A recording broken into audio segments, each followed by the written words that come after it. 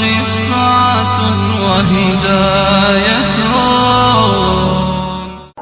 وفي مقدمة هؤلاء العلماء الإمام الأكبر أبو حنیفہ النعمان رضی اللہ عنہ. جن علماء کرام نے دین کی حفاظت کی ہے ان میں سر فہرست امام اعظم ابو حنیفہ رحمہ اللہ ہے. بين أيديكم سبب هداية العالم فبصروا الناس وأنقذوهم من الظلمات إلى النور. تمہارے سامنے قرآن کی شکل میں لوگوں کی ہدایت کا سرچشمہ ہے. آپ کی ذمہ داری ہے کہ آپ لوگوں کو اس کی طرف بلائیں اور اس سے آگاہ کریں اور اس سے واقفیت عطا کریں. ولا يكون ذلك إلا بالعلم الشرعي الصحيح. اور یہ چیز اس وقت تک ممکن نہیں جب تک کہ صحیح علم دین حاصل نہ ہو. البعيد عن الغلو والتطرف والإرهاب. ایسا صحیح علم دین جو یعنی دہشت گردی سے، انتہا پسندی سے اور یعنی بے اعتدالی سے بالکل پاک ہو اور دور ہو. والبعيد عن الانحرافات والأخطاء والتفريط. اسی طرح ایسا علم دین اور ایسا شرعی علم کہ جو ہر قسم کے فکری انحرافات اور گمراہیوں سے بالکل پاک ہو. إنه للأسف قامت فئات من الناس بتشويه صورة الإسلام. افسوس کے ساتھ کہنا پڑتا ہے کہ بہت سے لوگ ایسے اب پیدا ہو چکے ہیں جو اسلام کی شبیہ کو بگاڑ رہے ہیں. بسبب بعدهم عن القرآن والسنة. چونکہ یہ لوگ قرآن و سنت سے دور ہیں اس لیے وہ اسلام کی شبیہ کو بگاڑ رہے ہیں. فقاموا بالإرهاب والعنف والشدة. چنانچہ ایسے بے سمجھ لوگوں نے دنیا کے اندر دہشت گردی اور تشدد اور ہر قسم کے مظالم کا سلسلہ شروع کر رکھا ہے. وتضرر المسلمون كثيرا من هذا التطرف. اور مسلمان اس قسم کے انتہا پسندی سے مسلمان دور ہیں اور بری ہیں. وابتعدوا عن توجيهات الإسلام والله تعالى يقول ادع إلى سبيل ربك بالحكمة والموعظة الحسنة وجادلهم بالتي هي أحسن. یہ لوگ اسلام کی تعلیمات سے بہت دور ہیں. اسلام میں دین کی دعوت دینے کا اصول بتایا گیا ہے کہ ادعو الی سبیل ربک بالحکمہ والموعظۃ الحسنہ، کہ اپنے رب کے راستے کی طرف حکمت کے ساتھ اور ہمدردی کے ساتھ، نرمی کے ساتھ بلاؤ. ويقول سبحانه ولا تجادلوا أهل الكتاب إلا بالتي هي أحسن. اللہ تعالیٰ نے قرآن پاک میں فرمایا کہ اہل کتاب کے ساتھ بحث و مباحثہ احسن طریقے سے کرو. ويقول سبحانه لا إكراه في الدين.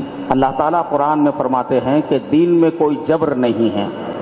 إن النبي صلى الله عليه وسلم فتح القلوب قبل أن يفتح البلاد، وذلك بأخلاقه الطيبة وتعامله الحسن، وكذلك الصحابة الكرام رضي الله عنهم. نبی کریم صلی اللہ علیہ وسلم نے زمین کو فتح کرنے سے پہلے دلوں کو فتح فرمایا اور یہ اپنے اخلاق کریمہ کے ذریعے کیا، اور صحابہ کرام نے بھی اپنے اخلاق کے ذریعے لوگوں کے قلوب کو فتح کیا. إن الهدايات العظيمة التي تضمنها القرآن والسنة يجب أن نطبقها في أنفسنا أولا. قرآن و سنت کے اندر جو ہدایات اور تعلیمات ہیں، ضرورت اس بات کی ہے کہ پہلے ہم قرآن کی ان ہدایات کو اپنے دلوں میں اتاریں اور اپنی زندگی میں ان کو نافذ کریں. ثم بعد ذلك نقدمها للعالم. پھر اس کے بعد قرآن کی ان ہدایات کو اور سنت کی ان ہدایات کو سارے عالم تک پہنچائیں. كما جاءت في القرآن والسنة من غير تحريف ولا تبديل. جیسے کہ قرآن و سنت کے اندر یہ تعلیمات آئی ہیں، ان میں افراط و تفریط کے بغیر اور غلو کے بغیر جیسے ہیں ویسے لوگوں تک پہنچائیں. وأن نجعل قدوتنا النبي صلى الله عليه وسلم ثم الصحابة الكرام. اور ہمیں چاہیے کہ ہم اپنے لیے نبی کریم صلی اللہ علیہ وسلم کی ذات مبارک کو اور حضرات صحابہ کرام کی ذات مبارک کو نمونہ بنائیں. الصحابة الكرام الذين نقلوا إلينا القرآن والسنة. وہ صحابہ کرام کہ جنہوں نے قرآن و سنت کو امت تک منتقل کیا ہے. وضحوا كثيرا لأجل نشر هذا الدين. اور اس دین کے پھیلانے میں انہوں نے بہت بڑی قربانیاں دی ہیں. والله عز وجل شهد لهم في كتابه بالعدالة ورضي عنهم. اللہ تبارک و تعالیٰ نے ان کے حق میں قرآن پاک میں گواہی دی ہے کہ انہیں اللہ تعالیٰ کی رضا نصیب ہے. وإن أعداء الإسلام يقدحون في الصحابة رضي الله عنهم لأجل إلغاء القرآن والسنة وهذه السيرة العطرة لأننا لا نعرف القرآن والسنة إلا عن طريق الصحابة. دشمنان اسلام حضرات صحابہ کرام کو مطعون کرتے ہیں تاکہ ان کے راستے سے قرآن و حدیث بھی مطعون ہو جائے. ہمیں قرآن و حدیث صحابہ ہی کے راستے سے ملی ہے. فإذا قدحنا في الصحابة ألغينا القرآن والسنة. اگر ہم نے صحابہ کرام کو مطعون کیا تو گویا یوں سمجھیے کہ ہم نے قرآن و حدیث کو بالکل بیکار کر دیا. فعلينا أن نحذر غاية الحذر من الدعايات المضللة. تو ایسی صورت میں گمراہ کن پروپیگنڈوں سے ہمیں چوکنا رہنا چاہیے. حتى ولو جاءتنا باسم الإسلام. حتى ولو جاءت باسم الإسلام. یہاں تک چاہے اس قسم کے گمراہ کن پروپیگنڈے اسلام کے نام سے ہی کیوں نہ آئیں. فإن دين الله تعالى واضح. اللہ تعالیٰ کا دین بالکل واضح ہے. ولدينا كما قال النبي صلى الله عليه وسلم تركت فيكم ما إن تمسكتم به لن تضلوا كتاب الله وسنتي. اور ہمارے پاس کتاب اللہ اور سنت رسول کی شکل میں بہت بڑی دولت ہے کہ جس کے بارے میں نبی کریم صلی اللہ علیہ وسلم نے فرمایا کہ میں تمہارے درمیان دو چیزیں چھوڑ کر جا رہا ہوں، ایک اللہ کی کتاب اور دوسری میری سنت، اور جب تک تم اسے مضبوطی سے تھامے رہو گے ہرگز گمراہ نہیں ہوگے. وأعداء الإسلام لم يتوقفوا عن محاولة الطعن في الإسلام وفي السنة منذ القرون الأولى وحتى اليوم. جتنے دشمنان اسلام ہیں انہوں نے قرآن مجید میں اور احادیث شریفہ میں یعنی عیب نکالنے سے وہ یعنی باز نہیں آئے، حتیٰ کہ ابتدائی اسلام کی ابتدائی صدیوں میں بھی دشمنان اسلام نے قرآن و سنت کو نشانہ بنایا. لكن الله تعالى لم يضيع دينه. لیکن اللہ تبارک و تعالیٰ نے ان کی کوششوں کو ناکام کیا اور اپنے دین کی اللہ نے حفاظت فرمائی.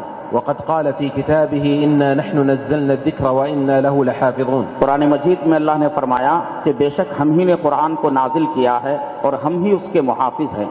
ومن هذا الحفظ أن الله عز وجل يسخر العلماء الكبار لبيان الحق ولدفع شبهات المبطلين. چنانچہ اللہ تبارک و تعالیٰ اپنے اسی مقصد کے لیے حضرات علماء کرام کے ذریعے دین کی حفاظت کرتا ہے اور حق کو واضح فرماتا ہے. وفي مقدمة هؤلاء العلماء الإمام الأكبر أبو حنيفة النعمان رضي الله عنه. جن علماء کرام نے دین کی حفاظت کی ہے ان میں سر فہرست امام اعظم ابو حنیفہ رحمہ اللہ ہیں. وكذلك الإمام مالك والإمام الشافعي والإمام أحمد رحمهم الله جميعا. اسی طرح امام مالک اور امام شافعی اور امام احمد بن حنبل سارے ائمہ کرام ہیں. وهؤلاء كلهم على عقيدة واحدة ومنهج واحد. اور یہ سب کے سب ایک ہی عقیدے پر تھے جو صحیح اسلامی عقیدہ ہے. وليس بينهم خلاف. ان حضرات کے درمیان آپسی عداوت یا کسی قسم کی دشمنی نہیں تھی. إلا في بعض الفروع العملية التطبيقية. ان حضرات کے درمیان جو اختلاف ہے وہ بعض فروعی مسائل میں ہیں. وهو اختلاف رحمة وتوسعة على المسلمين. یہ ائمہ کا اختلاف امت کے لیے رحمت ہے اور امت کے لیے دین کے معاملے میں وسعت فراہم کرنا ہے. وهو تنوع في طريقة استنباط الحكم من الدليل. یہ اختلاف اس لیے ہے کہ کسی بھی شرعی دلیل سے استنباط کرنے کے طریقے میں تنوع پایا جاتا ہے جس کی وجہ سے فروعی مسائل میں اختلاف ہو جاتا ہے. والإمام أحمد بن حنبل هو تلميذ الإمام الشافعي. امام احمد بن حنبل امام شافعی کے شاگرد ہیں. والإمام الشافعي هو تلميذ الإمام مالك. اور امام شافعی امام مالک کے شاگرد ہیں. والإمام مالك كان في المدينة وأبو حنيفة كان في الكوفة فلم يتيسر بينهم اللقاء. امام مالک رحمہ اللہ مدینہ منورہ میں رہتے تھے اور اسی زمانے میں امام ابو حنیفہ کوفے میں رہا کرتے تھے. اتفاق سے دونوں کی ملاقات نہیں ہو سکی. لكن ابن الإمام أبو حنيفة لما جاء إلى المدينة المنورة أكرمه الإمام مالك وجعل له استقبالا خاصا. جب امام ابو حنیفہ کے فرزند مدینہ منورہ تشریف لائے تو امام مالک رحمہ اللہ نے ان کا بہت زیادہ اکرام فرمایا. وكل الأئمة الأربعة قالوا إذا صح الحديث فهو مذهبي. تمام ائمہ نے یہی کہا کہ اگر کوئی بات کسی صحیح حدیث سے ثابت ہے تو یہی میرا مسلک ہے. وكل هؤلاء كانوا يعتنون بالحديث عناية عظيمة ويعظمون الدليل من القرآن ومن السنة. یہ سارے کے سارے ائمہ کرام احادیث کا بہت زیادہ لحاظ فرمایا کرتے تھے اور ان سبوں نے یعنی احادیث کو اور قرآن کو ترجیح دیا ہے. وقد وضعوا قواعد لاستنباط المسائل من النصوص.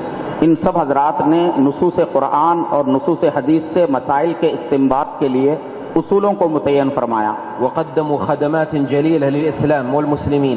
اور اسلام اور مسلمانوں کے لیے عظیم خدمات انہوں نے پیش فرمائی. فالواجب علينا أن نترحم عليهم جميعا وأن ندعو لهم بالمغفرة والرضوان. ہماری ذمہ داری ہے کہ ہم ان تمام ائمہ کرام کا احترام کریں اور ان کے لیے مغفرت کی دعا کریں. وكذلك كل علماء الإسلام من الفقهاء والمحدثين.